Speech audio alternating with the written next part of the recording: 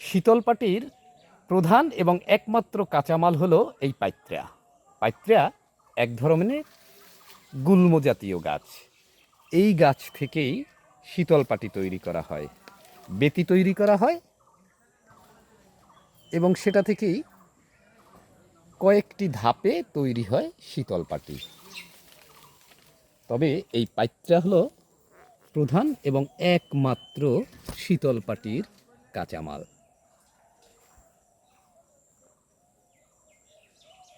পাটিশিল্পীরা এই পাইত্রা নিজেরা চাষ করেন, আবার অনেক সময় কিনেও নেয়। বিস্তীর্ণ এলাকা জুড়ে এই যে পাইত্রার চাষ করেছেন এই শিল্পীরা।